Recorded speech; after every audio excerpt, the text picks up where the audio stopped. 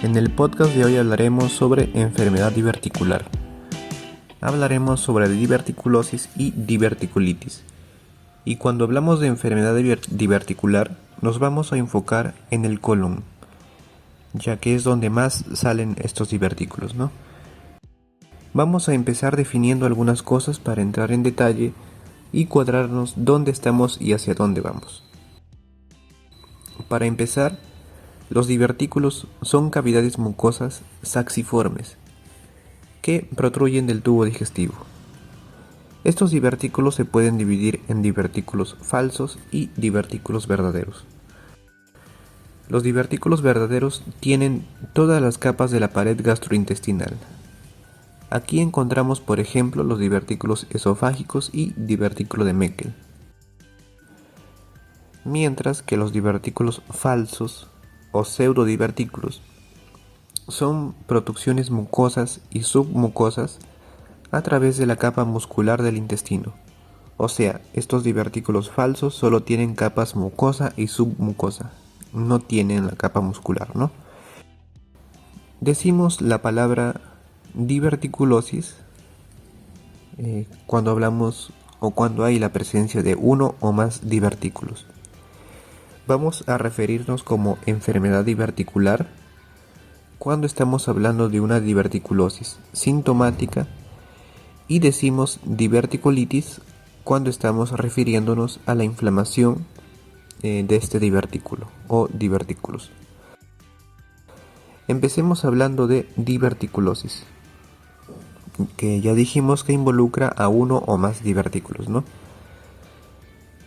Y aunque estos pueden estar presentes en cualquier parte del intestino grueso, por lo general los podemos encontrar en el colon sigmoides. Estos varían de diámetro, comúnmente se encuentran entre 3 a 10 milímetros, y hay algunos casos raros de divertículos gigantes que son mayores a 4 centímetros de diámetro.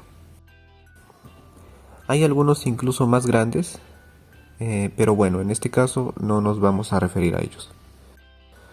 En cuanto a la incidencia, los divertículos aumentan con el avance de la edad, están más presentes hasta en 3 de cada 4 personas, ¿no?, que son mayores de 80 años. En cuanto a la etiología, la diverticulosis colónica se dice que es multifactorial y que realmente no es tan bien conocida, ¿no? Lo que más se sabe hasta ahora es que hay una posibilidad de que sean causados por el aumento de la presión intraluminal, pero también se han encontrado algunos factores ambientales como son la dieta baja en fibra y rica en carnes rojas, aquellos que son sedentarios, obesos y que consumen tabaquismo. También algunas personas que usan medicamentos como AINES, corticosteroides y opiáceos.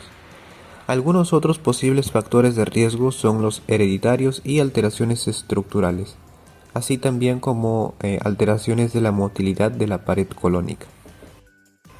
La mayoría de los pacientes con divertículos, estamos hablando de aproximadamente un 80%, son asintomáticos. Algunos pueden tener solo estreñimiento intermitente y otros pueden tener o desarrollar síntomas inespecíficos gastrointestinales como dolor abdominal, distensión, diarrea o expulsión de moco, ¿no?, también en las heces. Aunque hay algunos expertos que creen que realmente esto es por un síndrome del colon irritable y que realmente se trata de una coincidencia,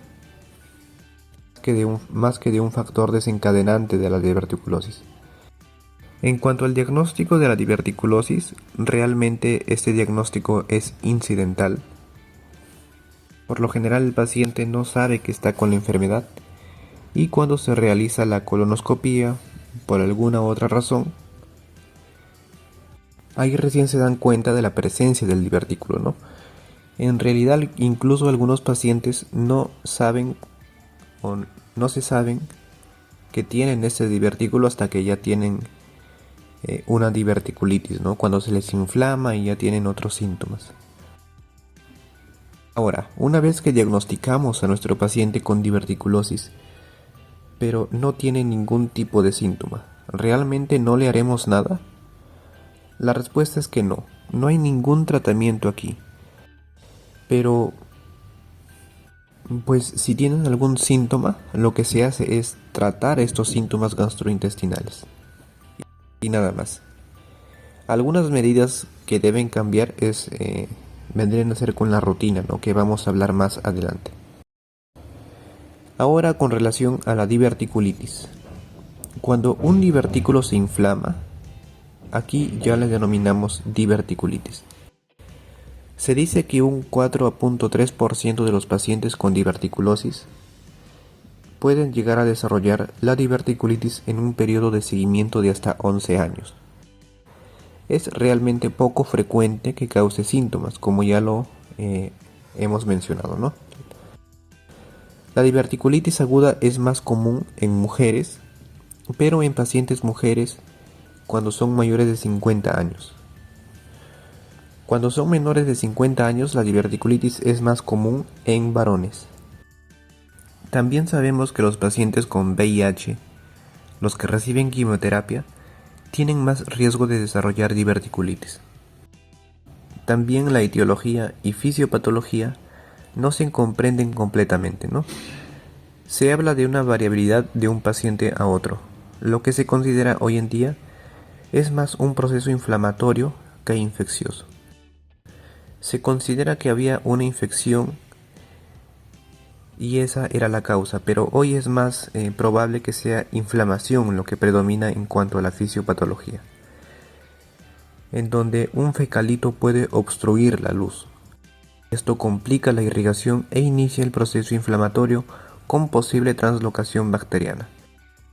Pero también se ha encontrado que el citomegalovirus puede ser un desencadenante de esta inflamación, y antes también se consideraba que las semillas eran desencadenantes de la diverticulitis, pero hoy en día se relaciona más con el consumo de carnes rojas.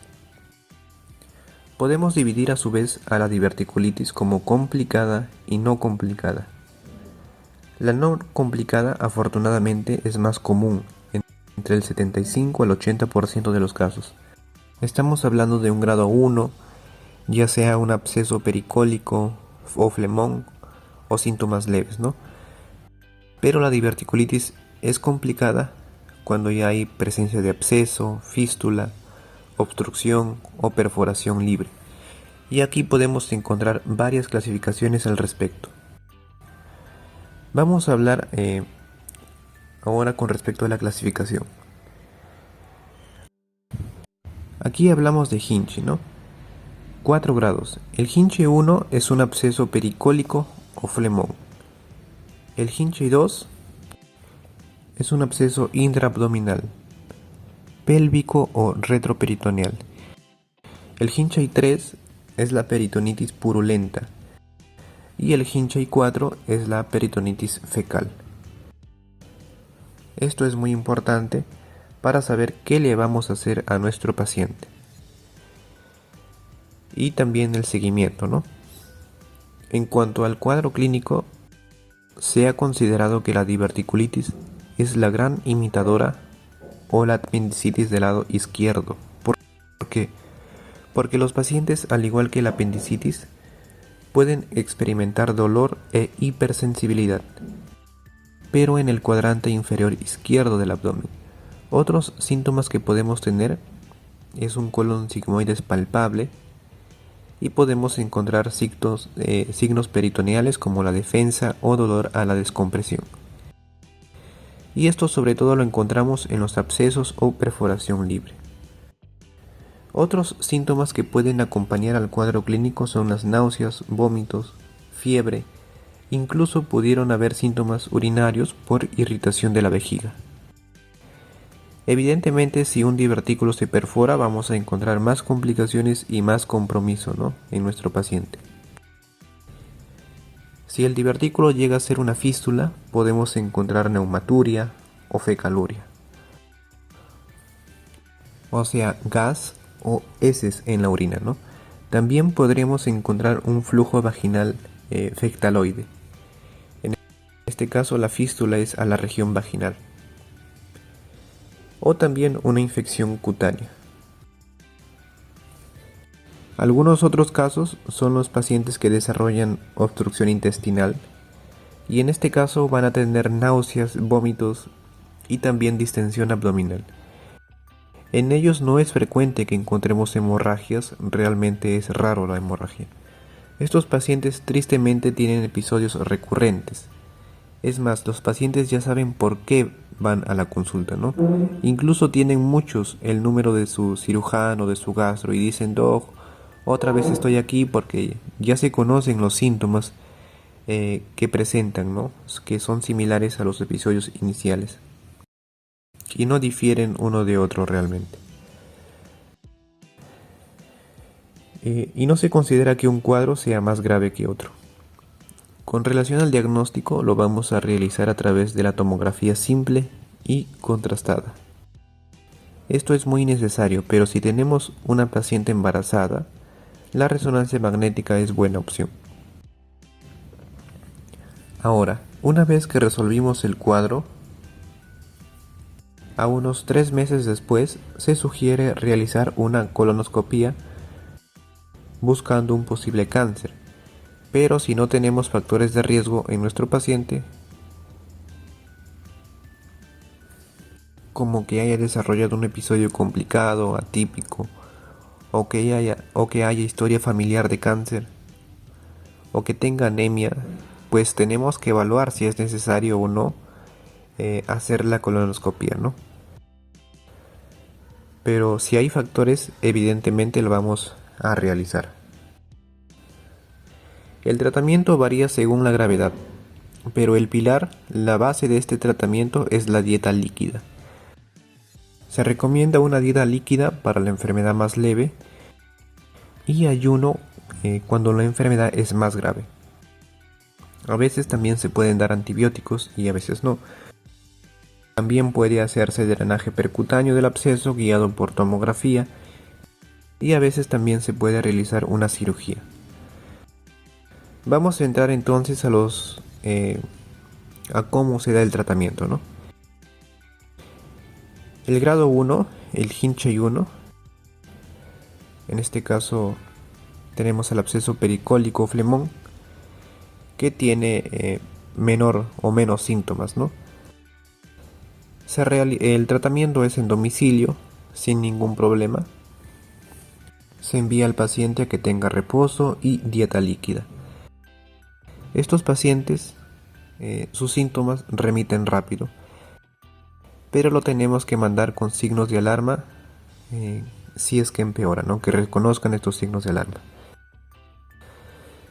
Si tienen más síntomas generales como fiebre, intolerancia a la vía oral, recomendamos pasarlo a urgencias y reevaluarlo. Pero lo más frecuente es que remiten los síntomas, ¿no? Cuando hospitalicemos a un paciente a partir del grado 2, Hinchey 2. O sea, cuando el paciente tiene síntomas más graves, por ejemplo, dolor, fiebre, leucocitosis marcada, y en este caso el tratamiento, ya dijimos, primero es la hospitalización. Vamos a mantener al paciente en reposo absoluto, en ayuno y con fluidos intravenosos, incluso también con antibióticos.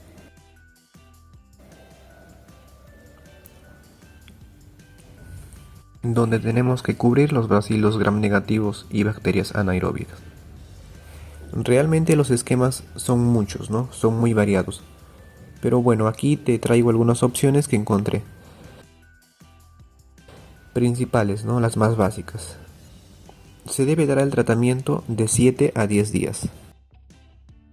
Podemos dar metronidazol 500 miligramos cada 8 horas